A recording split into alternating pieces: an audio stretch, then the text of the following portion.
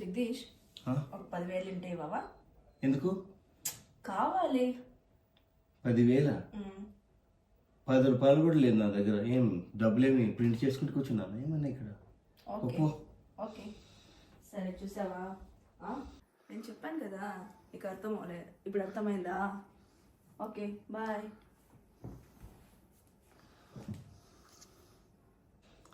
ఏంటి వచ్చింది, అడిగింది, వెళ్ళింది, ఏం జరుగుతుంది కనుక్కుందాం. సౌమ్య, ఏంటి వచ్చావు, అడిగావు, వెళ్ళిపోయావు, ఏం జరుగుతుంది ఏంటి? ఏం లేదు, మా ఫ్రెండ్స్ అందరూ నువ్వు సూపర్ అనుకుంటున్నారు. నువ్వు నేనేం చెప్తే నాకేం అన్నీ తీసిస్తావంట, ఎదురే చెప్పవంట, ఏమడినా ఇచ్చేస్తావంట. అందుకే ఇలా శాంపుల్ చూపించాను నువ్వేంటి అని. వాళ్ళకి తెలియదు కదా, వాళ్ళ హస్బెండ్స్ అలా లేరంట. నువ్వైతే సూపర్ అని చెప్తున్నావు, అందుకే నీ గురించి ఎగ్జాంపుల్ చూపించాను అలా వాళ్ళకి. అయ్యో, అయితే నా పరువంతా తీసేవాళ్ళు. అయితే అందరూ అలాగే కదా జగదీష్, హస్బెండ్స్ బయట ఏమో చూస్తే నటిస్తారు, ఇంట్లో చూస్తే వాళ్ళు చుక్కలు చూపిస్తారు. వాళ్ళకి తెలుసు వాళ్ళ పిల్లలకి, అంతే కదా. వాళ్ళకేం అర్థమవుతుంది చెప్పు. జగదీష్, నేను నీకు ఎప్పుడు అందంగా కనిపిస్తానా? నువ్వు పడుకున్నప్పుడు చాలా అందంగా కనిపిస్తావు. అవునా? అంత క్యూట్గా ఉంటానా? క్యూటా ఏంటి, మ్యూట్గా ఉంటావు దానికోసం. జనాలు బీపీ వస్తుందని భయపడి ఉప్పు తినడం మానేస్తున్నారు, షుగర్ వస్తుందేమని భయపడి పంచదార తినడం, స్వీట్స్ తినడం కూడా మానేస్తున్నారు. కానీ ఆ దేవుడికి భయపడి మాత్రం ఎదుటి వారిని గురించి చులకన మాట్లాడకూడదు, వాళ్ళని బాధ పెట్టకూడదని, వాళ్ళ గురించి చెడుగా మాట్లాడుకోకూడదని మాత్రం మానేయలేకపోతున్నారు.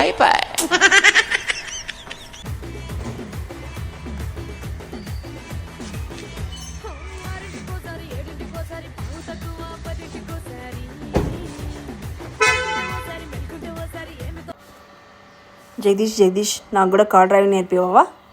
రా సౌమ్య, కార్ డ్రైవ్ చేయడం చాలా ఈజీ. ఇట్లా పెట్టుకోవాలి, ఇట్లా జీ అని ఇట్లా డ్రైవ్ చేయాలంతే, ఈజీ. సౌమ్య ఇక్కడ రా. ఏంటి?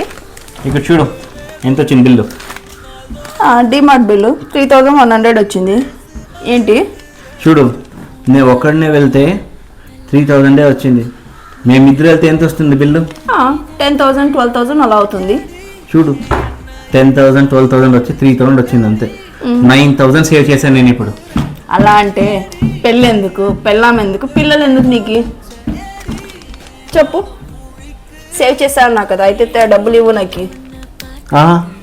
ఇవ్వు, సేవ్ చేశాను కదా. సౌమ్య రా ఇక్కడ. ఏంటి జగదీష్, ఏంటి పిలిచావు? ఏం లేదు, పర్లేదు, స్పీడ్గానే పరిగెత్తుకొని వచ్చావు. నేనంటే నీకు భయం ఉందా లేదా అని టెస్ట్ చేయడానికి అలా పిలిచా. పర్లేదు, బాగానే భయపడ్డావు. శభాష్.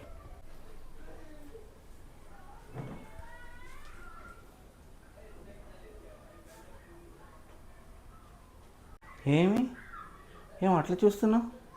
ఏం అల్లాడడం లేదు? ఏం లేదు, నా కళ్ళకు పవర్ ఉందో లేదో అని టెస్ట్ చేస్తున్నా. నువ్వు కూడా బాగానే భయపడుతున్నావు నన్ను చూసి. టెస్ట్ చేసావా? అబ్బా, నేనేమో నిజంగా భయపడ్డావని నేను భయపడిపోయాను నిజంగా. టెస్టే చేసావు కదా. అబ్బా పర్లేదులే, నాకు కొంచెం పని ఉంది, బయటికి వెళ్ళి వస్తా. ఓకే. టెస్టింగ్ చేస్తాడంట. టెస్టింగ్? నన్నే టెస్టింగ్ చేస్తాడా? పెళ్ళైన వెంటనే మా ఆయన నాకు అక్షయ పాత్ర చూయించాడు. ఏంటి మీరు నమ్మట్లేదా? రెండు చూపిస్తాను. ఇగో ఇదే నా అక్షయ పాత్ర. చూడండి, ఎన్ని తీసి కడిగి పెట్టినా అని మరి ఏదో ఒకటి యాడ్ అవుతూనే ఉంటుంది. ఇదే నా అక్షయ పాత్ర.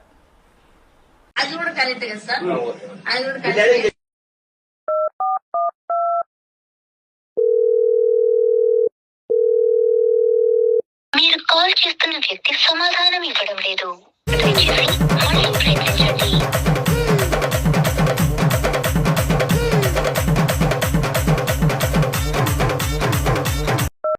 దేవుడా, మా ఆయన వేరే అమ్మాయిని కన్నెత్తి చూడకుండా అంటే నేనేం చేయాలి? కన్ను మూసుకోవాలి. జగదీష్, ప్రపంచంలోనే అందరికంటే సుఖంగా ఉండేది ఎవరో చెప్పు? ఇంకెవరు? మీ పుట్టింటోళ్ళు. అవునా? ఎలా? నాకు కట్టి పెట్టారు కదా, ఇంకే సుఖంగానే ఉంటారు.